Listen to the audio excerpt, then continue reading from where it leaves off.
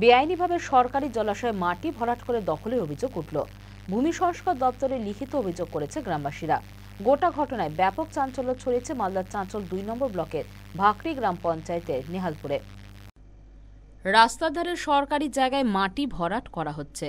ভরাটের ফলে বর্তমান এলাকার নিকাশি ব্যবস্থা বিপর্যস্ত হয়ে পড়েছে। গোটা ঘটনায় ব্লক ভূমি সংস্কার দপ্তরের ভূমিকায় ক্ষুব্ধ বাসিন্দাদের একাংশ। প্রকাশ্যে সরকারি জলাশয় ভরাট হতেই শুরু হয়েছে রাজনৈতিক চাপানোতর।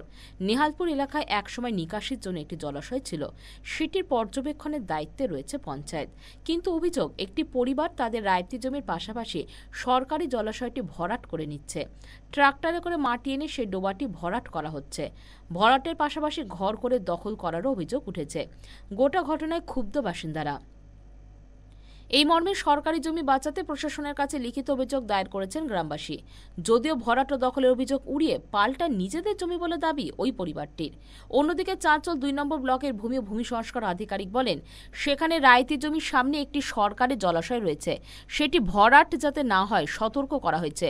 ভরাট হলে আইনত পদক্ষেপ নেওয়া হবে। বিষয়টি পঞ্চায়েত দেখছে। না, এটা আমাদের সম্পূর্ণ এটা বাস্তব উল্লেখ করা আছে, ঠিক আছে। এটা হচ্ছে কত আমার 92 দাগ, ঠিক আছে। এটা খাস আছে 96। খাসের মধ্যে অর্ধেকটা কিন্তু অর্ধেক দিকে আছে ওই কত 8.5 মানে 17 শতক করা জায়গা। এই কোণ থেকে ওই মানে শেষ 176 ফিট লম্বা। আচ্ছা, এটা মানে সম্পূর্ণ বাস্তব। এই সম্পূর্ণ ষড়যন্ত্র চলছে, আর কিছু বাস্তব বলে উল্লেখ আছে না। এটা ডোবা আছে। এটা কোনটা ডোবা? এইটুকু ডোবা, এইটুকু মানে এইটুকু তো মাটি ভরাট আছে। মাটি এটা রাস্তার জন্য তো করেছি। এটা আমরা পিছনে ক্যানেল দিয়েছেন, ভিতরে ক্যানেল না, ক্যানেলটা এখন কাজে শুরুয়াত করেছি। মাটি পড়ে গেছে, কারণ তো ক্যানেল না, আমরা ক্যানেলের সবই ব্যবস্থা আছে, মাটি তো সবই শুরুয়াত হলো। ওই যে ক্যানেল হচ্ছে, ক্যানেল ওই যে ওখান থেকে আসছে কিনা, ওখান থেকে আমরা টানবো।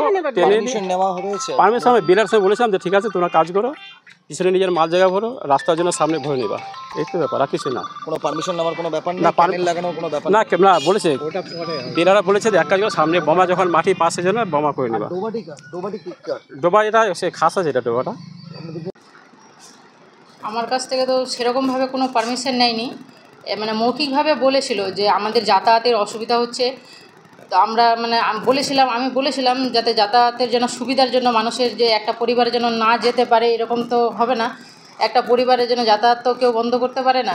যাতায়াতের সুবিধার জন্য আমি বলেছিলাম যে একটা হিম পাইপ বসিয়ে ওর উপরে মাটি ভরাট করে যাওয়ার মতো রাস্তা করতে। কিন্তু আজকে জানতে পারি, গ্রামবাসী এসে আমাকে জানায় যে পুরো ডোবাটাই নাকি ওরা ভরাট করে নিয়েছে। আমারও কোনো অনুমতি নেয়নি বা কোনো প্রশাসনেরও অনুমতি নেয়নি। আপনাকে আবেদনপত্র পাঠিয়েছিল আপনার না, কোনো কিছু পাঠায়নি, শুধু মৌখিকভাবেই বলেছিল। তো আপনি তো সেটার জন্য বলেছিলেন যে ক্যানেল বসাতে, ক্যানেল কি তারা না বসায়নি, শুধু মাটি ভরে ফেলেছে।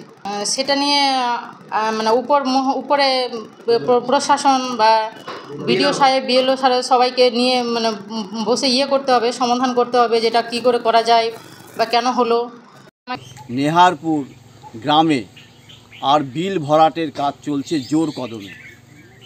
তৃণমূল কংগ্রেস আর কত নিচে নামবে? পাথর, গরু, বালি সব খাওয়ার পর, শিক্ষিত বেকার ছেলেদের চাকরি খাওয়ার পর এখন জলাশয় ভরাটের দিকে তারা মনোনিবেশ করেছে। প্রকৃতিকেও তারা ছাড়ছে না। ওই এলাকার মানুষ তারা পুজো পার্বণ থেকে আরম্ভ করে বিভিন্ন সামাজিক ধর্মীয় উৎসবে সেই জলাটাকে তারা ব্যবহার করত। এখন সেই জলাটা দিকেও দৃষ্টি পড়েছে। মাননীয়ার রাজত্বে জেলা তৃণমূল কংগ্রেসের এলাকায় বিধানসভায় আজকে বিএলআরও সহ ভূমি সংস্কার দপ্তরের সমস্ত আধিকারিকদের প্রত্যক্ষ মদতে এই জলা ভরাট চলছে। অবিলম্বে যদি এটা বন্ধ না হয় তাহলে আমরা প্রশাসনিকভাবে জনগণকে নিয়ে এই জলা ভরাটের বিরুদ্ধে তীব্র আন্দোলন গড়ে তুলব। ওর সামনে ওর যে জমিটা রায়তি জমিটার সামনে হচ্ছে একটা ডোবা আছে। সেই ডোবাটা পঞ্চায়েতের নামে হ্যান্ডওভার আছে। এবং সে যখন ফিজিক্যালি এসে আমাকে বলে, তো তাকে বলা হয়েছিল যে তাকে মানে সে কোনো মতে যেন সরকারি জায়গায় এতটুকু মাটি ভরাট না করে, এবং মাটি ভরাট হয়েও নি। মালদা টুডে।